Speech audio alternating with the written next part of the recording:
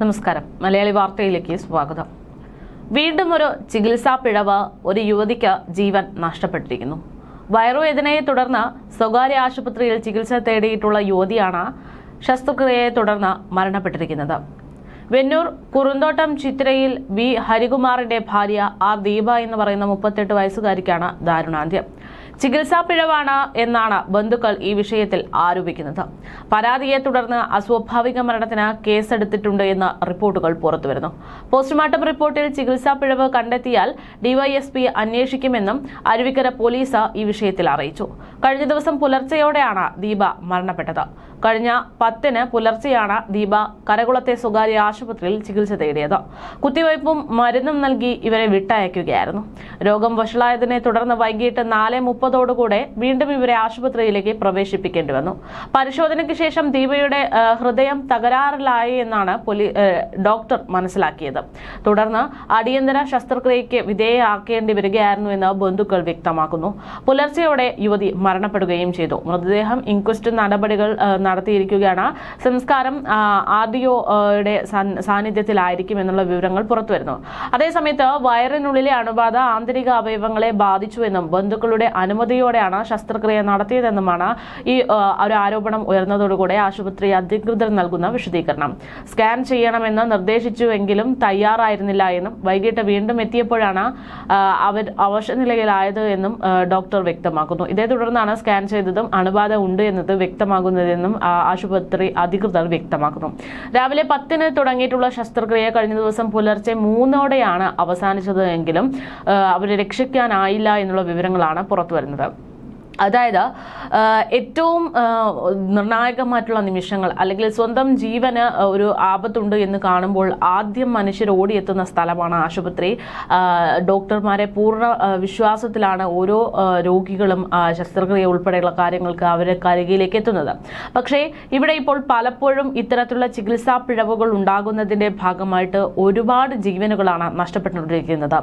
ഈ യുവതിയെ സംബന്ധിച്ച് യുവതി ഒരു സ്വകാര്യ ആശുപത്രിയിലാണ് ചികിത്സ തേടിയത് എന്ന് പറയുമ്പോൾ സ്വാഭാവികമായിട്ട് നമ്മുടെ സർക്കാർ സംവിധാനങ്ങളെയോ അല്ലെങ്കിൽ ആരോഗ്യമന്ത്രി വീണ ജോർജിനെതിരെയോ ഒന്നും സംസാരിക്കാനുള്ള വശമില്ല എന്ന് ഒരു വശത്ത് പറയുന്നുണ്ട് എങ്കിൽ പോലും ഇവിടെ ഏറ്റവും വലിയ തെറ്റ് ഇത് ആരോഗ്യ വിഭാഗത്തിന് തന്നെയാണ്, കേരളത്തിന്റെ ആരോഗ്യ സംവിധാനത്തിന് തന്നെയാണ്. കാരണം നിലവിലത്തെ സാഹചര്യത്തിൽ സർക്കാർ ആശുപത്രികളെ ഒരു തരത്തിൽ വിശ്വസിക്കാൻ പറ്റില്ല എന്നുള്ള സാഹചര്യങ്ങളാണ് ഉണ്ടായിക്കൊണ്ടിരിക്കുന്നത്. പലപ്പോഴും അതിഗുരുതരമായിട്ടുള്ള വലിയ ചികിത്സാ പിഴവുകൾ തന്നെ സംഭവിക്കാറുണ്ട്. അത്തരത്തിലുള്ള പ്രശ്നങ്ങൾ ഉണ്ടാകുമ്പോഴും ആ പ്രശ്നങ്ങൾക്ക് ഒരു പരിഹാരം കണ്ടെത്താൻ ഇവിടുത്തെ സർക്കാർ സംവിധാനങ്ങളോ ആരോഗ്യമന്ത്രിയോ കൃത്യമായിട്ടുള്ള ഇടപെടൽ നടത്തുന്നില്ല എന്ന് പൊതുജനങ്ങൾക്ക് വ്യക്തമാകുമ്പോഴാണ് കയ്യിൽ പണമില്ല എങ്കിൽ പോലും ഉള്ളതെല്ലാം കൂട്ടിവെച്ച ആശുപത്രി ചികിത്സ എന്ന് പറയുമ്പോൾ പല ആളുകളും സാധാരണക്കാരുൾപ്പെടെ സ്വകാര്യ ആശുപത്രികൾ സമീപിക്കുന്നത്. അത്തരമൊരു സമീപനം തന്നെയാണ് ഇപ്പോൾ ഈ ഒരു യുവതിയുടെ ജീവൻ എടുത്തിരിക്കുന്നത് എന്നുള്ളതാണ് യാഥാർത്ഥ്യം. എന്തായാലും നമ്മുടെ കേരളം ആരോഗ്യ മേഖലയിൽ നമ്പർ 1 ആണ് എന്ന് അവകാശപ്പെടുന്ന സാഹചര്യത്തിലാണ് ഇത്തരമൊരു ദുരനുഭവങ്ങൾ വീണ്ടും വീണ്ടും ഉണ്ടാകുന്നത് എന്നുള്ളതാണ്. കഴിഞ്ഞ ദിവസം തന്നെ ഇന്നിപ്പോൾ വന്നത് സ്വകാര്യ ആശുപത്രിയുമായി ബന്ധപ്പെട്ടുള്ള വലിയൊരു വീഴ്ചയാണെങ്കിൽ കഴിഞ്ഞ ദിവസം പുറത്തു വന്നിരുന്നത് ഇതുപോലെ സമാന രീതിയിൽ മറ്റൊരു ഗുരുതരമായിട്ടുള്ള വീഴ്ചയായിരുന്നു. പക്ഷേ അത് ജനറൽ ആശുപത്രി, അതായത് സർക്കാർ സംവിധാനങ്ങൾക്കെതിരെയായിരുന്നു എന്നുള്ളതാണ്. കഴിഞ്ഞ ദിവസമാണ് പത്തനംതിട്ട ജനറൽ ആശുപത്രിക്കെതിരെ ഒരു ഗുരുതരമായിട്ടുള്ള ചികിത്സാ പിഴവ് ആരോപണം ഉയർന്നത്. കൊടുന്തറ സ്വദേശികളായിട്ടുള്ള ദമ്പതികളുടെ 7 വയസ്സുള്ള മകനെ ചികിത്സിച്ചതിൽ ഗുരുതര വീഴ്ചയുണ്ട് എന്നുള്ളതായിരുന്നു ആ പരാതി. തിരുവല്ലയിലെ സ്വകാര്യ ആശുപത്രിയിൽ പിന്നീട് ചികിത്സ തേടേണ്ടി വന്നു എന്ന് ആ കുട്ടിയുടെ മാതാപിതാക്കൾ പറയുമ്പോൾ നമ്മുടെ സർക്കാർ സംവിധാനത്തിൽ വിശ്വസിച്ചുകൊണ്ട് സർക്കാർ ആശുപത്രികളിലേക്ക് എങ്ങനെയാണ് ജനങ്ങൾ എത്തുക എന്നുള്ളൊരു ചോദ്യം വീണ്ടും ആവർത്തിക്കുകയാണ്. എന്തായാലും ആ ഒരു വിഷയത്തിൽ പത്തനംതിട്ട ജനറൽ ആശുപത്രിക്കെതിരെ ഗുരുതരമായിട്ടുള്ള ആരോപണവുമായിട്ടാണ് കുട്ടിയുടെ പിതാവ് രംഗത്തെത്തിയിരുന്നത്. സൈക്കിളിൽ നിന്ന് വീണ് കൈക്ക് പരിക്കേറ്റ കുട്ടിക്ക് കൃത്യമായി ചികിത്സ ലഭിച്ചില്ല എന്നാണ് കുടുംബം ആരോപിക്കുന്നത്. കൈക്ക് സംഭവിച്ച ചതവ് ചികിത്സിക്കാതെ വന്നതോടുകൂടെ പ്ലാസ്റ്റർ ഇട്ട ആശുപത്രിയിൽ നിന്ന് കുട്ടിയെ വിട്ടയച്ചതോടുകൂടെ കുട്ടിയുടെ കൈ പിന്നീട് പഴുത്ത് വ്രണമാകുന്ന സാഹചര്യത്തിലേക്ക് മാറുകയായിരുന്നെന്ന് അവരുടെ ബന്ധുക്കൾ പറയുന്നു. പിന്നീട് അസഹനീയമായിട്ടുള്ള വേദന മൂലം വീണ്ടും ആശുപത്രിയിലെത്തി കോട്ടയം മെഡിക്കൽ കോളേജിലേക്ക് കൊണ്ടുപോകാൻ നിർദ്ദേശിച്ച ഡോക്ടർമാർ ചികിത്സിക്കാതെ വീണ്ടും ആ കുട്ടിയെ വിട്ടു എന്നാണ് പിതാവിന്റെ പരാതി. ഇതോടെ കുട്ടിയുടെ കൈ മുറിച്ചു മാറ്റേണ്ട അവസ്ഥയിലാണ് എന്നും സ്വകാര്യ ആശുപത്രിയിൽ പ്രവേശിപ്പിച്ചിരിക്കുകയാണ് എന്നും ആ പിതാവ് പറയുമ്പോൾ എന്ത് സംവിധാനമാണ്, നമ്മുടെ സർക്കാർ സംവിധാനമാണ് ഇവിടെ കൃത്യമായി പ്രവർത്തിക്കുന്നത് എന്നുള്ള ചോദ്യം ആവർത്തിക്കേണ്ടി വരികയാണ്. ആരോഗ്യമേഖലയിൽ നമ്പർ 1 എന്ന് ആരോഗ്യമന്ത്രി വീണ ജോർജും മുഖ്യമന്ത്രി പിണറായി വിജയനുമൊക്കെ അവസരം കിട്ടുമ്പോൾ, മൈക്ക് കിട്ടുമ്പോഴൊക്കെ ആവർത്തിച്ച് പറയുന്നതാണെങ്കിലും ഇത്തരത്തിലുള്ള വാർത്തകൾ ഓരോ ദിവസവും പറയുമ്പോൾ മലയാളികൾക്ക് തന്നെ നാണക്കേടാകുന്ന ഒരു അവസ്ഥ തന്നെയാണ് എന്നുള്ളതാണ് യാഥാർത്ഥ്യം. അവകാശവാദങ്ങൾ ഉന്നയിച്ച് അവാർഡ് വാങ്ങിക്കൂട്ടുന്ന നേതാക്കന്മാരോ മന്ത്രിമാരോ ഉണ്ടാകുന്ന ഇത്തരത്തിലുള്ള പിഴവുകൾ ആവർത്തിക്കാതിരിക്കാൻ കൃത്യമായിട്ടുള്ള പരിഹാര മാർഗങ്ങൾ കണ്ടെത്തുന്നില്ല എന്നു തന്നെയാണ് ഇത്തരം പ്രശ്നങ്ങൾ വീണ്ടും ആവർത്തിക്കുന്നതിന്റെ ഏറ്റവും വലിയ കാരണം. 2 ആഴ്ച മുമ്പ് തിരുവനന്തപുരത്ത് മറ്റൊരു ചികിത്സാ പിഴവ് ഉന്നയിക്കപ്പെട്ടിരുന്നു. അതായത് തിരുവനന്തപുരം ജനറൽ ആശുപത്രിക്കെതിരെ ഗുരുതരമായിട്ടുള്ള ഒരു ചികിത്സാ പിഴവാണ് അന്ന് ഉന്നയിച്ചത്. തിരുവനന്തപുരം ജനറൽ ഹോസ്പിറ്റലിൽ ചികിത്സയ്ക്കെത്തിയ യുവതിയുടെ നെഞ്ചിൽ ഒരു ട്യൂബ് കുടുങ്ങിപ്പോയി എന്നതായിരുന്നു അന്നത്തെ പരാതി. കാട്ടാക്കട മലയൻകീഴ് സ്വദേശി സുമയ്യയാണ് ആ ദുരിതം അനുഭവിക്കേണ്ടി വന്നിരിക്കുന്നത്. തിരുവനന്തപുരം ജനറൽ ആശുപത്രിയിൽ ചികിത്സാ പിഴവിനെ തുടർന്ന് യുവതിയുടെ നെഞ്ചിൽ ട്യൂബ് കുടുങ്ങി എന്നുള്ള വിവരങ്ങൾ പുറത്തുവന്നു.